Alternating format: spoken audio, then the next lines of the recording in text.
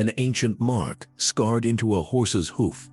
A symbol not seen for centuries caught the fleeting light as Mason Wheeler stood transfixed in the auction barn. That rainy Tuesday morning, nobody else noticed it. They had already dismissed the thin bay gelding as worthless, just another broken animal heading for the slaughterhouse. But Mason knew better. He'd spent his life studying equine history, recognizing bloodlines others overlooked, and what he glimpsed beneath that mud-caked hoof made his heart race with both wonder and trepidation. This wasn't just any marking. It was the legendary sigil of the Windborne horses, a lineage believed extinct since before the Civil War. Animals that carried secrets powerful men had killed to possess. The dusty auction barn sat on the outskirts of town, a forgotten place where broken dreams and unwanted animals often found their final stop.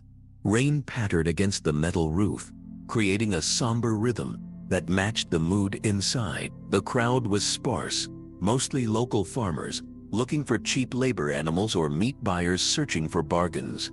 Nobody paid much attention to the thin bay gelding, standing in the corner pen, head hanging low, coat dulled from neglect. The auctioneer barely mustered enthusiasm when announcing the next lot, his voice flat and disinterested as he called for opening bids. Mason hadn't planned to attend the auction that day. His ranch was struggling. The drought had claimed half his hay fields, and the last thing he needed was another mouth to feed. Yet something had drawn him there.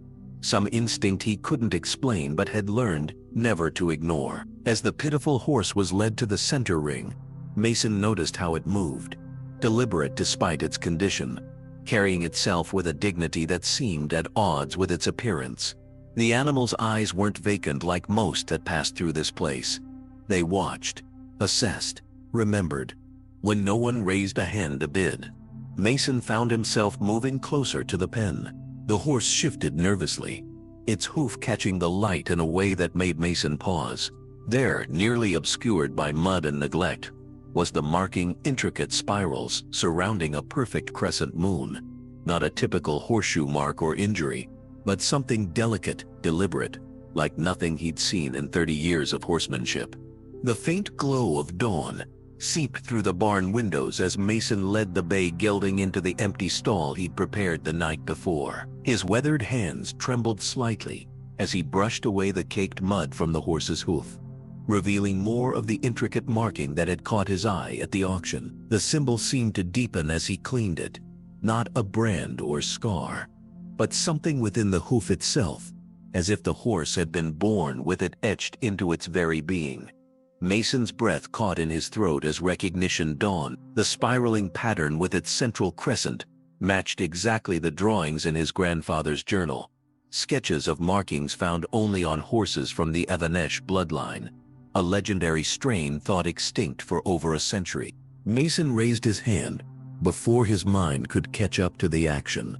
The auctioneer seemed surprised that anyone wanted the animal at all, quickly dropping his gavel before someone could change their mind. As he loaded the horse into his trailer, rain washing away layers of grime to reveal more of the unusual mark, Mason couldn't shake the feeling that eyes were watching from the shadows of the parking lot, that his $70 purchase would soon prove more valuable and dangerous than he could possibly imagine. The old rancher stepped back, his mind racing with implications. The Avanesh horses weren't just prized for their speed or endurance. According to his grandfather's writings, they possessed an uncanny intelligence, an almost supernatural connection to their riders. Kings and warlords had once slaughtered entire villages to possess a single Avanesh mount. Mason had always dismissed these tales as exaggerations, folklore meant to entertain on long winter nights, but the evidence stood before him, watching him with eyes that seemed to hold centuries of knowledge. The first sign of trouble came at dusk. A black SUV with tinted windows drove slowly past the ranch entrance, pausing longer than any casual visitor would. By morning, Mason found hoof prints circling his property. Someone had ridden the perimeter during the night, studying his defenses. Then came the phone call, a voice too smooth to be trusted, offering 6 figures for the recently acquired bay gelding. The caller knew things only someone at the auction could have known. Details Mason hadn't shared with anyone. Mason spent the morning poring over his grandfather's journals, comparing the sketches to photographs he'd taken of the marking. Each comparison only confirmed his suspicion. This unassuming gelding, purchased for less than the price of a decent saddle, carried the blood of legends. As the day progressed, the horse seemed to transform before his eyes, standing taller, its coat taking on a subtle sheen that belied its previous neglect. It wasn't just recovering, it was reclaiming something ancient within itself. The third day after Mason brought the marked horse home, the first visitor arrived. A sleek black sedan with windows tinted dark as midnight crawled up the gravel driveway, stopping just short of the farmhouse. The driver, a man with silver-streaked hair and a tailored suit that had never seen a day of ranch work, stepped out with the practiced confidence of someone used to getting what he wanted. He introduced himself as a representative for Thornhill Equestrian, offering $30,000 for the bay gelding, a figure that would have solved every financial problem weighing on Mason's weathered shoulders. Mason declined without explanation, watching how the man's eyes narrowed slightly, how his smile remained fixed but no longer reached his eyes. That night, Mason moved the horse to the old cabin, hidden in the back acres of his property. As he secured the door, the gelding pressed its muzzle against his shoulder, its breath warm against his neck. For the first time, Mason felt the weight of what he'd stumbled into, a secret spanning centuries, a living artifact certain men would kill to possess. The ancient mark had been recognized, and the world was already closing in. By week's end, more cars appeared. A woman with crisp credentials claiming to be from a historical conservation society. A young man with eager eyes calling himself a graduate researcher. Two broad-shouldered men in matching jackets, who said little but observed everything.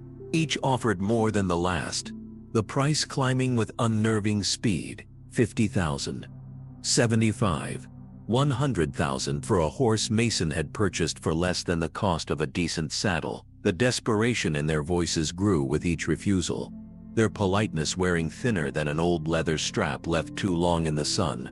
Mason took to sleeping in the barn, his grandfather's shotgun resting across his knees. The horse watched him with eyes that seemed to understand far more than any animal should, standing alert at the slightest sound from outside. Together they listened to vehicles circling the property after midnight, heard the hushed voices of men trying to sound casual as they tested fence lines and peered through windows.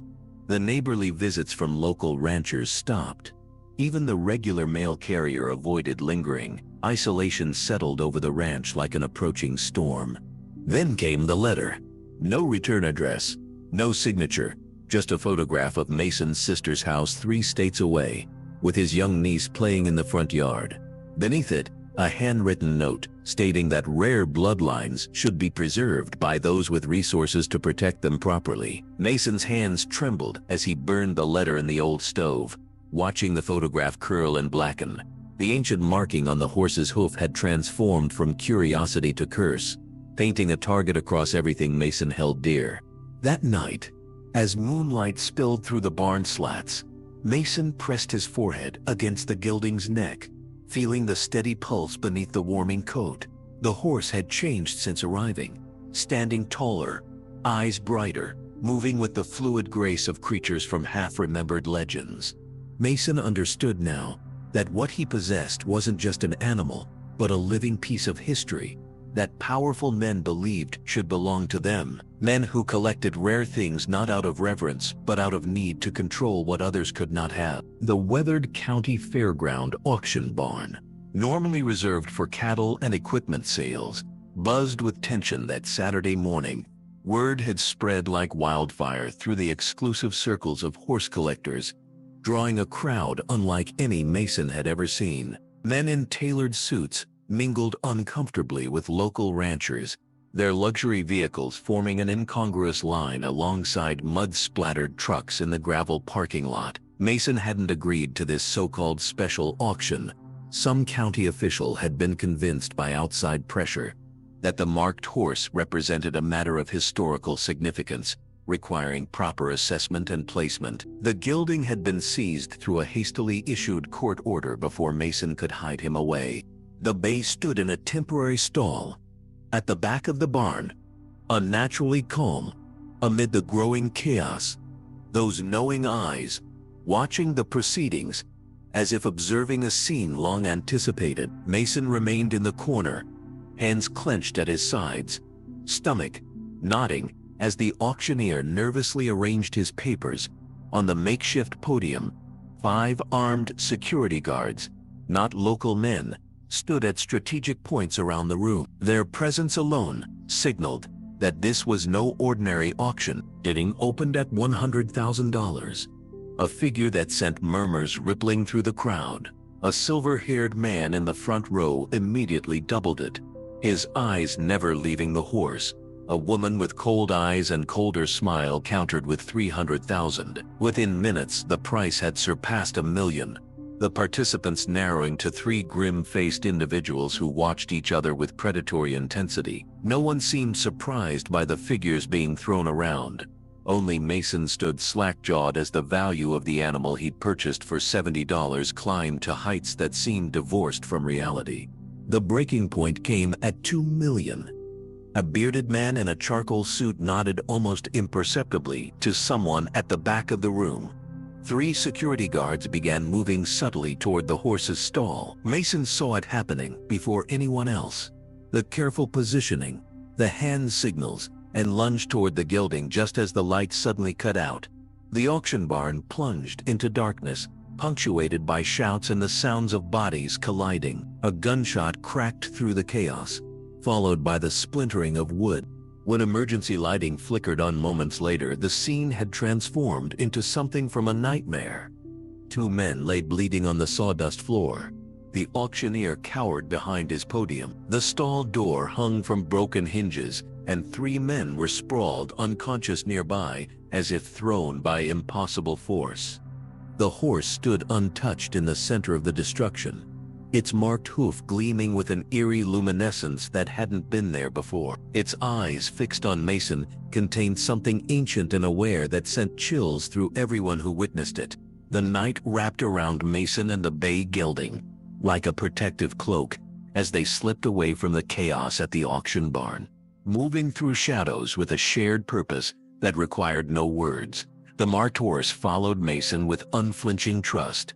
Hooves silent on ground where they should have made sound, breath barely visible in the cold night air. They traveled without rest until dawn threatened the eastern sky, then veered away from any semblance of trail into the rugged backcountry where Mason had spent his youth as a wilderness guide. This was land that forgave no mistakes, that held no sympathy for the unprepared, brutal terrain where cell signals died and modern conveniences became distant memories. By the 3rd day, their pursuers' tracks had faded behind them. The horse moved across treacherous slopes with impossible surety, navigating passages Mason would have hesitated to attempt on foot. Sometimes the gelding would stop, ears swiveling like radar dishes, then alter their course without prompting. Mason began to trust these instinctive shifts, surrendering to a guidance he couldn't explain, but increasingly relied upon.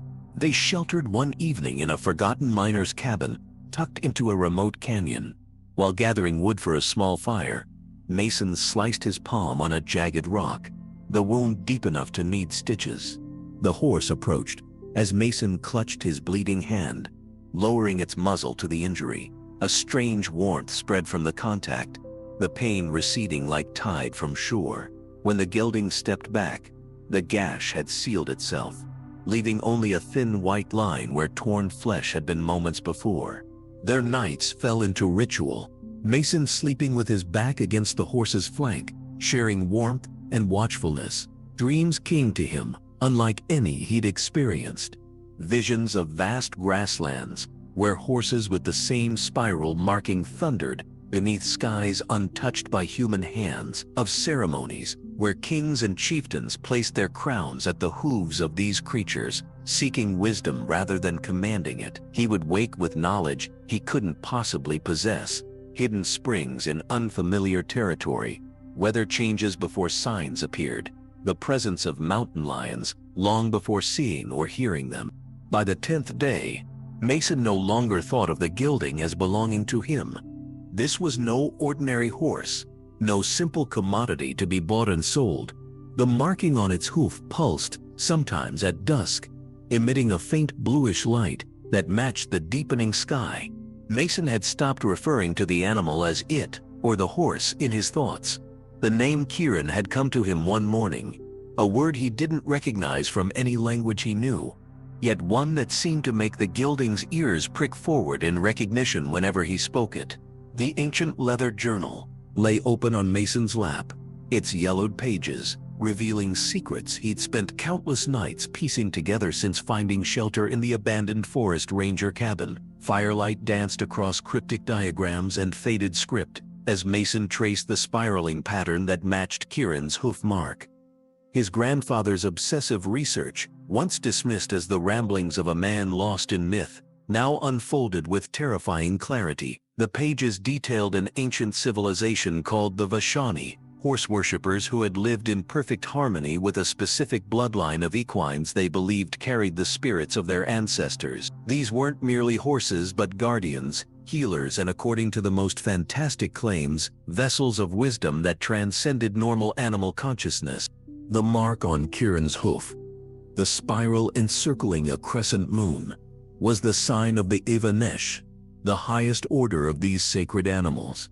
According to the journal, they possessed abilities that manifested only when bonded with a worthy human counterpart. The Vashani civilization had been systematically destroyed by conquerors who coveted these horses, believing they could harness their power through force rather than partnership. The conquerors had failed, for the horses would sooner die than submit to those who sought to control them through dominance.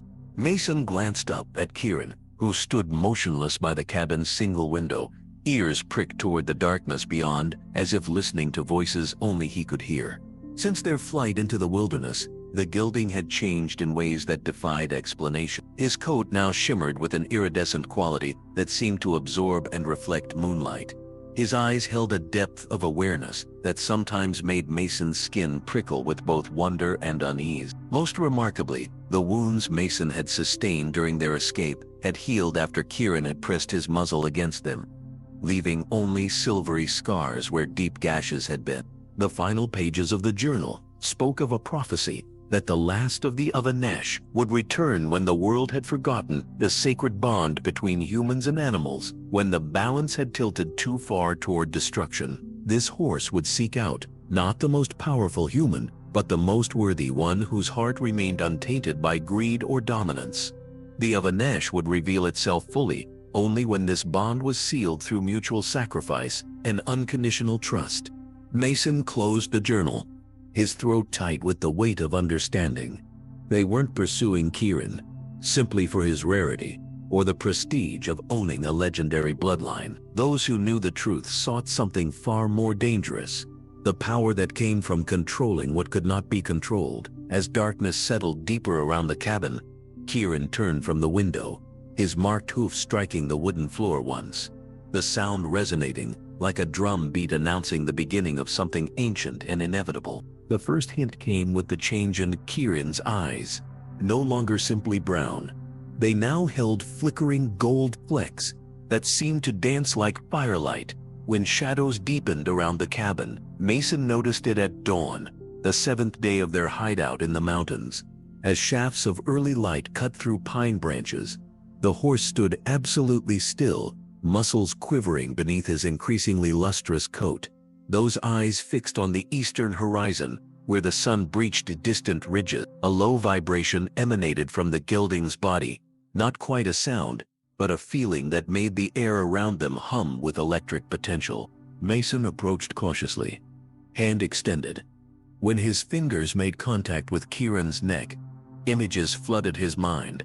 Men with tracking dogs cresting the northern ridge, the glint of rifle scopes, radio signals bouncing between hidden operatives. Without conscious thought, Mason gathered their meager supplies, knowing with absolute certainty they had less than an hour before discovery. Kieran lowered himself to the ground, an offering, an invitation, allowing Mason to mount bareback for the first time since their flight began. What followed defied explanation. The horse moved through dense forest, like water flowing around stones, anticipating obstacles before they appeared, choosing paths invisible to human eyes. Twice they crossed rushing streams that should have swept them away, yet Kieran's hooves found purchase on submerged stones that seemed to rise to meet them. When they reached a sheer cliff face that marked the end of passable terrain, Mason's heart sank, but Kieran pressed his marked hoof against the rock wall, and for a heartbeat, Mason thought he saw the stone ripple like disturbed water. A narrow passage appeared. Had it always been there, somehow overlooked? By nightfall, they stood on a plateau that overlooked the vast wilderness. Far below, flashlight beams crisscrossed the forest floor, where their pursuers continued searching in entirely wrong directions. The marked hoof now glowed steadily, casting enough light to illuminate their immediate surroundings without betraying their position to distant eyes. When Mason's hunger gnawed painfully, Kieran led him to hidden berry patches and edible roots with unerring accuracy. That night, as Mason shivered under his thin blanket, Kieran stood over him, lowering his head until their foreheads touched. Warmth flowed through Mason's body, and with it came understanding. The horse wasn't merely escaping. He was seeking something, a place remembered in blood and bone, passed down through generations. The final sanctuary of the Avanesh lay somewhere in these mountains, waiting to be reclaimed. Mason faced the choice that had been building since the auction barn. Chaos. He could surrender Kieran to the pursuers, return to his failing ranch with enough money to secure his future, or he could continue this journey into the unknown, protecting an ancient legacy at the cost of everything familiar. As dawn approached, the horse watched him with those gold-flecked eyes, patient and knowing, as if already certain which path Mason's heart would choose. The dawn broke cold and relentless across the ancient valley, exposing Mason and Kieran on the exposed ridge, with nowhere left to run. The pursuit that had begun at an auction barn weeks ago was ending here, in this forgotten place, ringed by towering stone spires. The helicopter's rhythmic thrum echoed between canyon walls, while men in tactical gear fanned out on the slopes below, their movements precise and practiced. Mason stood beside Kieran, one hand resting on the horse's neck, feeling the steady pulse beneath the shimmering coat. The marked hoof glowed with increasing intensity, pulsing in time with the gelding's heartbeat. Mason had chosen his path, not surrender, not flight, but a final stand in this place that hummed with ancient power. The first shots cracked across the valley, bullets striking stone near their feet. Mason instinctively moved to shield Kieran, but the horse stood unnaturally still, eyes fixed on the eastern horizon, where the sun now crested fully. The marked hoof stamped once against the stone, and the sound resonated like a struck bell. The men advancing up the slope faltered, weapons wavering as the air around Kieran began to shimmer with heat that carried no warmth. The spiral mark lifted from his hoof, hovering in the air between them and their pursuers, a glowing sigil that expanded until it was large enough to swallow a man whole. Mason watched in awe as Kieran's form began to shift, not in the grotesque manner of changing shape, but as if layers of disguise were being shed to reveal what had always existed beneath. The gelding's coat became translucent, revealing a network of light beneath that pulsed with each heartbeat. His eyes, now completely golden, fixed on the lead pursuer, a silver-haired man whose expression transformed from determination to terror. The horse reared, forelegs pawing at the sky, and when his hooves struck the ground, a wave of energy rippled outward in concentric circles of light. Weapons dropped from suddenly nerveless fingers. Men fell to their knees, not in pain, but in overwhelming awe. The helicopter's engine sputtered and died, forcing a rough landing on the valley floor. The silver-haired man, the one who had started the bidding, who had pursued them relentlessly, crawled forward on trembling limbs, his face wet with tears. He seemed unaware of shedding. Kieran approached him with deliberate steps, lowering his luminous head until their eyes met. What passed between them remained unspoken, but Mason felt it, truth stripped of all deception, knowledge that could not be possessed, but only received as a gift. One by one, the pursuers backed away, their purpose forgotten, in the face of something beyond human comprehension or control. What they had sought to capture could never be owned. What they had tried to buy could never be sold. As they retreated down the mountain, Mason stood alone with Kieran, understanding finally that he had never rescued the horse. The horse had chosen him, had led him to this moment of awakening that would forever alter the course of both their lives and the world they would now reshape together. The ancient valley that had witnessed the final confrontation now flourished with new life. Where once there had been barren stone and sparse vegetation, wildflowers spread in concentric circles around a crystal-clear spring that hadn't existed before Kieran's hooves struck the earth. Mason had built a simple cabin overlooking this transformed landscape, becoming both guardian and witness to something the world was only beginning to understand. In the 5 years since that day on the ridge, the story had spread, first as whispered rumors, then as documented accounts that scientists struggled to explain away. The horse with the marked hoof had become a living legend, sought not for ownership, but for wisdom. People came from across the world, approaching with reverence rather than demands. Kieran chose who to reveal himself to, sometimes appearing as merely a handsome bay gelding, other times allowing his true nature to shimmer through for those with hearts pure enough to witness it without fear. Children with terminal illnesses found healing in his presence. Hardened men wept as ancient traumas dissolved at his touch. The land around the valley became a sanctuary, protected by those who had once been pursuers but now served as guardians of something they recognized as greater than themselves. Mason's life had transformed as completely as the valley.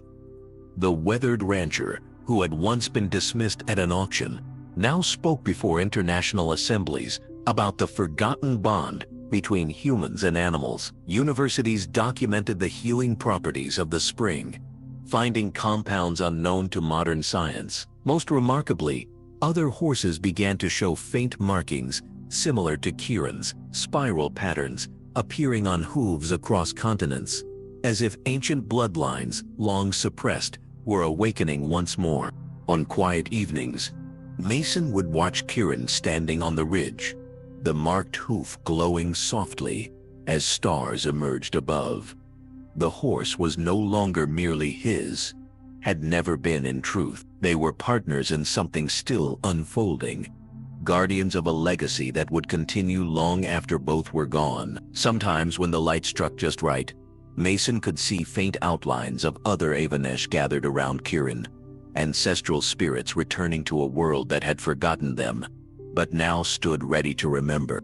The ancient mark on a horse's hoof had changed everything, not through force or dominance, but through the quiet power of recognition, of seeing the extraordinary hiding within the ordinary. As twilight deepened over the valley, Mason understood that their story wasn't ending, but continuously beginning, each day writing new chapters in an ageless tale of connection between species that the modern world had nearly lost. If you enjoyed this story of ancient magic and the special bond between a man and his extraordinary horse, please hit that like button and subscribe to our channel for more captivating tales that will transport you to worlds of wonder and mystery. Thank you for watching, and I'll hope to see you in the next video.